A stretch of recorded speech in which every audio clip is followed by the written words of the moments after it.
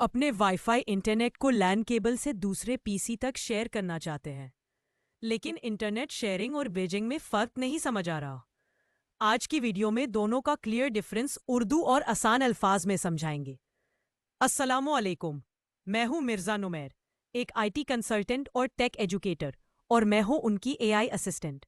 मेरा जहां इल्म, टेक्नोलॉजी और सीखने का सफर आपके लिए होता है आसान और दिलचस्प, ये है Mirza Numair computer tips and tricks channel.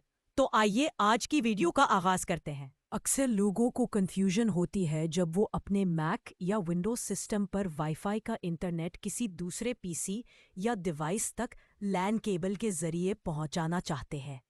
लोग समझते हैं कि इस प्रोसेस को ब्रिजिंग कहते हैं, लेकिन असल में ये प्रोसेस ज़्यादातर केसेस में इंटरनेट शेयरिंग होती है, जो कि नेट नेटवर्क एड्रेस ट्रांसलेशन के जरिए काम करती है। जब आप अपने मैक में इंटरनेट शेयरिंग इनेबल करते हैं, तो आपका मैक एक छोटी सी राउटर मशीन बन जाता है।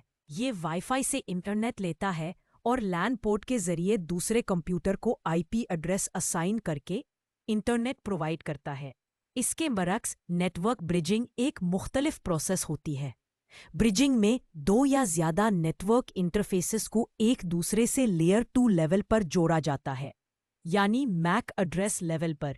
इसमें नेट नहीं होता और डिवाइसेस एक ही नेटवर्क के अंदर सेम आईपी रेंज में कम्युनिकेट करते हैं, बिल्कुल ऐसे जैसे कि एक फिजिकल स्विच में कनेक्टेड डिवाइसेस कम्युनिकेट करते हैं। विंडोज में ब्रिजिंग GUI से आसानी से होती है, लेकिन मैकओएस में ब्रिजिंग का ऑप्शन बाय डिफ़ॉल्ट GUI में अवेलेबल नहीं होता, बल्कि